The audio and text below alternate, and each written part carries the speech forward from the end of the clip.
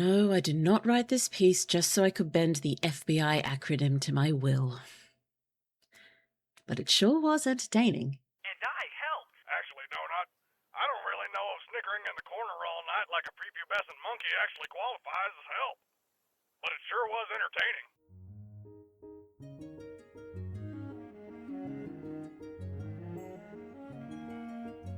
Today's drabble is brought to you by the words flower, falsify, and radio. And now, another drabble by your favourite magical library in human skin. We interrupt with breaking news. The Fairy Bureau of Investigation has found that Midsummer Co. falsified internal reports claiming that honeysuckle contamination levels in its manufacturing gardens were negligible. CEO Oberon stated last month that low belief in fairies by human children, not corporate negligence, caused the flower contamination, which is now believed to be catastrophic. Medical experts caution against consuming Midsummer Co. products until...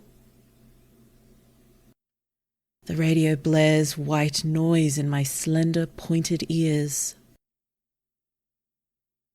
My palms are numb, slick with glacial sweat.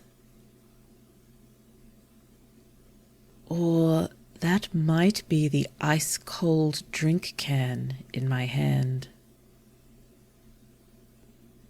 Fizzy nectar sloshes between my cheeks. Vomit. Now. Hello. In the current timeline, as far as I am aware, I am still Moonfeather Blue, fantasy writer and magical library in human skin. Thank you so very much for reading this drabble with me. If you liked it, if you could please like it. If you wish to aid Blue in these writing adventures, a simple like is one of the most encouraging things you could possibly offer. And of course, any and all feedback of the positive and or constructively critical nature, Blue appreciates to the moon and back. To the moon and back. Blue appreciates you to the moon and back. Yes, she does. She does. Until this point, my favourite drabble has definitely been the pixie crime scene detective fantasy. I love it. But this one may have overtaken it just a little bit as my number one. Just a bit. Yeah, a bit. That's really telling though, isn't it? Because these two drabbles are quite similar.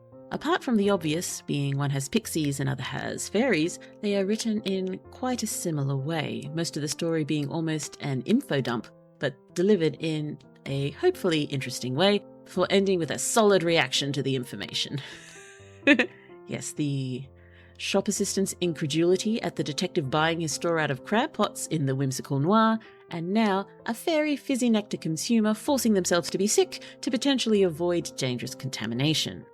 I should possibly make a concerted effort to write more drabbles in this style. Yes, maybe I'd be able to produce them at a slightly more acceptable rate, or speed, or both. So, I do love this drabble, the radio report, the sickened reaction of our POV. Since we played with naming the CEO Oberon, let's call our POV Summer. It works. So the fraud and the contamination, they are on a big scale, but her visceral reaction, that suggests Summer is betrayed on a personal level. Oh yes, this company whose product she guiltily adores has put her in a position of ultimate vulnerability. They haven't only violated her trust, she could be drinking weed killer for all she knows. Corporate negligence and fraud, plus fairy lore. Not something I thought I'd want and or need so much more of. This could be my most magical in the mundane moment ever of all time. That was the worst throw ever. Of all time. Ooh, how do you like the skeptical nature of modern-day human children being blamed for the contamination? And apparently the company getting away with it for quite some time. Yes, Blue thought that was a nice touch. So if you have any thoughts on what events led up to this drabble scenario, well, for this one, we know what led up to it. We are explicitly told what led up to it. But details! Blue loves details! So, any details on what happened before the drabble, or what direction it may unfold following that 100th word, let me know in the comments. Also, Blue now officially extends an invitation and or challenges you to write your own story using these same words, being flower, falsify, and radio. Blue cannot wait to witness the epic proportions of your creativity. One thing I am wondering about, what sort of era of technology are these fairies currently in?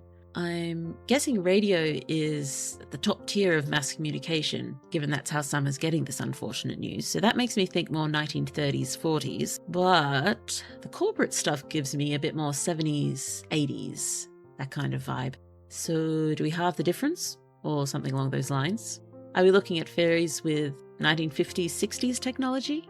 But I think that's a bit of a trap that writers can fall into, trying to match other worlds' technology evolution too closely with our own. In my beloved fantasy project, currently on the back burner, it's a very traditionally European high fantasy style world, only its medical research is far more advanced. They know about germs, how diseases are spread, and have even developed some vaccines. And my main magical project, it's more of a near-future urban fantasy world, and a lot of the technology seems roughly where we are now, or else slightly ahead. But there's mention of the main character's girlfriend having a prosthetic limb that behaves almost entirely like its flesh and blood counterpart. I seem to like worlds having more advanced medical technology, don't I?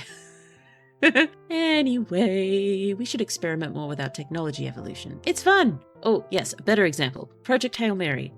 I love it that Rocky's people developed space travel despite not having discovered relativity or even radiation yet. It's interesting! Amazing. And now we circle back to the cold opening. As you knew must occur, FBI.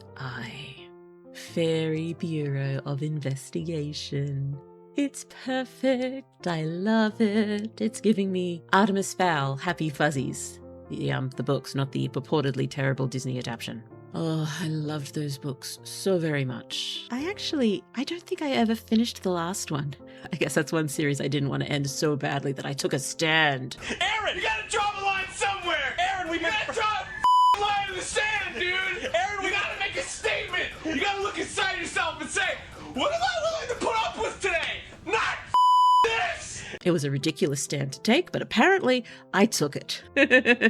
Blue will now take her leave. Thank you so very much again. Oh, thank you. Please subscribe for more stories from Blue, and wherever you are in the world, Blue hopes the rest of your day is absolutely lovely, because that is what you deserve. Until next time, bye-bye. Bye-bye. Blue appreciates you. Appreciates. Which one is correct? Blue is not sure. Blue appreciates you to the moon and back.